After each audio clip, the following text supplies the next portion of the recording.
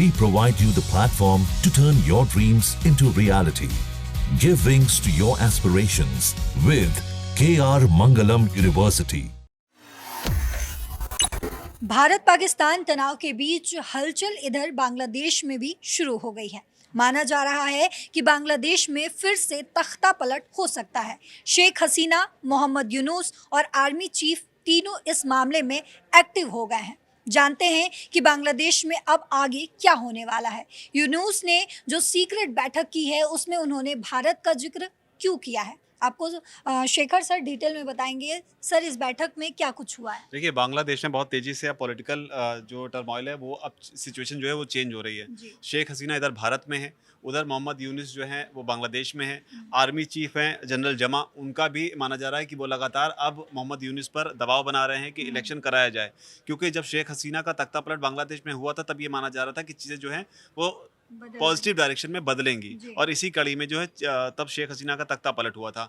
लेकिन वहां पर चीजें बदलने के बजाय अब जो सेंस बन रहा है उसमें ये बन रहा है कि कट्टरपंथियों के हाथ में चीजें जो हैं वो ज्यादा आ रही हैं, और इसी कड़ी में जो शेख हसीना की पार्टी है आवामी लीग, उस पर लोगों का भरोसा जो है वापस लौटता हुआ दिखाई पड़ रहा है। और यही वजह है कि अब जो बैठक बुलाई है वहां पर जो मोहम्मद यूनुस हैं उन्होंने इस बैठक में नाम लिया है भारत का।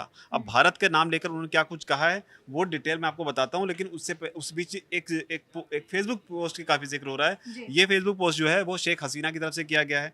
शेख हसीना ने जो फेसबुक पोस्ट किया है इसमें इन्होंने ताबड़तोड़ मोहम्मद यूनुस पर हमले बोले हैं, और इस हमले के बीच जो है जनरल जमा का भी जिक्र हो रहा है, जिसके बारे में कहा जा रहा है कि ये कहीं ना कहीं जनरल जमा जो है वो भारत की तरफ अपना झुकाव रखते हैं। अब जनरल जमा की बात आगे करेंगे, लेकिन शेख हसीना जो फेसबुक पोस्ट लिखा है वो पहले बताते हैं, फिर बताते हैं कि आखिर जो मोहम्मद यूनुस की सीक्रेट बैठक हुई उस बैठक में भारत का जिक्र क्यों हुआ। तो शेख हसीना ने जो फेसबुक का पोस्ट लिखा है उसमें उन्होंने सीधे तौर पर हमला बोलते हुए यूनुस पर चरमपंथी समूहों के साथ उनका समर्थन लेकर काम करने को लेकर आरोप लगाया है। साथ ही उन्होंने ये भी कहा है कि आवामी लीग पर जो उन्होंने बैन लगाया है इसकी वजह से ये दिखाता है कि अब मोहम्मद यूनुस जो है वो पूरी तरीके से निरंकुश हो चुके हैं। साथ ही उन्होंने ये भी आरोप लगाया है कि मोहम्मद यूनुस ने अमेरिका को बांग्लादेश बेच दिया है।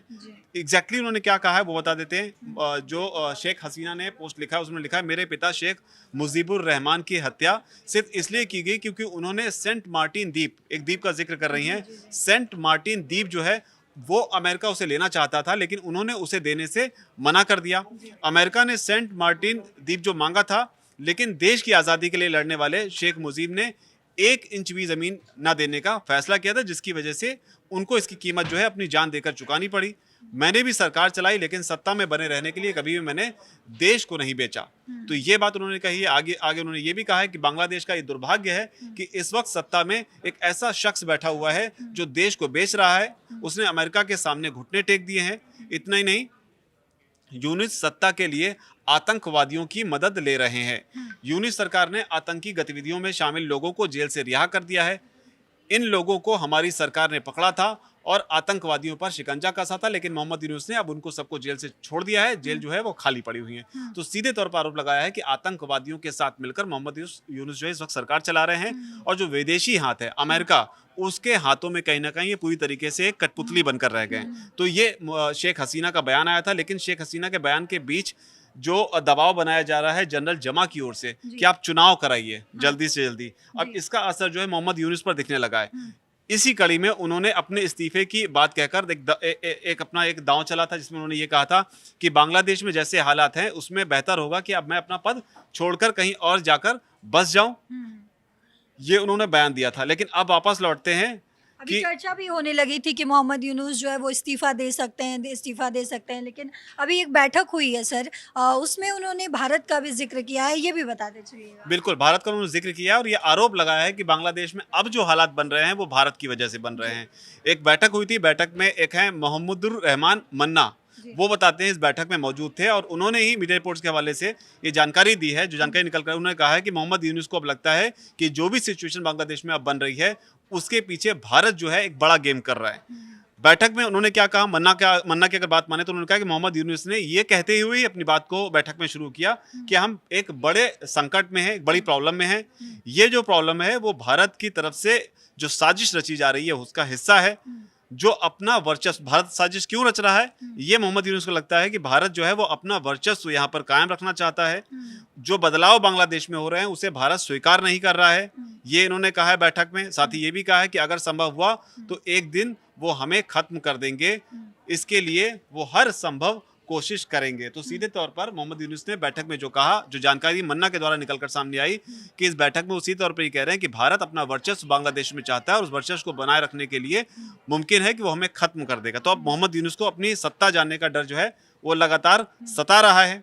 तो कुल मिलाकर ये पूरा घटनाक्रम है। लेकिन जो हमने बात की जनरल जमा की, उनके बारे में कहा जाता है कि वो उनका जो आइडियोलॉजी है या स्टैंड कह लीजिए या थॉट प्रोसेस है, वो कहीं ना कहीं इंडिया की तरफ अलाइन करता है।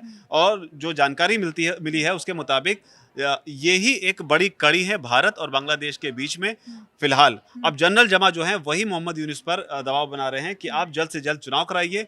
वजह साफ है, जैसा कि हमने स्टार्टिंग में भी बताया कि जो बदलाव सोचकर तख्ता पलट किया गया था वो बदलाव ना होके अब सिचुएशन ये बन गई है कि कट्टरपंथियों के हाथ में मोहम्मद यूनुस खेल रहे हैं। और कट्टरपंथियों के हाथ में ही क्यों, चीन के हाथों में भी, क्योंकि अगर आप देखेंगे तो चिकन नेक को लेकर लगातार जो है मोहम्मद यूनुस का बयान जो है विवादों में रहा है, जहां वो चीन से कहते हैं कि आप मौका अच्छा है नॉर्थ ईस्ट में, आप यहाँ पर करके चिकन नेक से इंडिया के खिलाफ कार्रवाई कर सकते हैं, समुद्री इलाका सिर्फ हमसे ही कनेक्ट होता है। तो इस तरह की बात, वो खैर अलग मैटर है, जिसमें हेमंता ने उन्हें जवाब दिया कि आप हमारे एक चिकन नेक की बात कर रहे हैं तो आपके 2 चिकन नेक हैं, तो उन्होंने मैप दिखाया। तो कुल मिलाकर अब बांग्लादेश में स्थिति ये बनी हुई कि किसी भी वक्त मोहम्मद यूनुस की सरकार जो है वो जो है किसी भी समय भी पलट सकती है और शेख हसीना की वापसी हो सकती है। अब देखना होगा कि सारा घटनाक्रम कैसे आगे बढ़ता है। हालांकि इन्होंने आरोप जरूर भारत पर लगा दिया है कि ये सारा कुछ जो हो रहा है वो भारत ने ही किया है। शेख हसीना यहाँ इंडिया में बैठकर अभी सब कुछ देख रही हैं। फेसबुक पोस्ट से उन्होंने अपनी प्रतिक्रिया जरूर दी है। जी, तो आपने समझा कि किस तरीके से और क्या उम्मीद से बांग्लादेश में तख्ता पलट हुआ था, शेख हसीना की सरकार को गिराया गया, लेकिन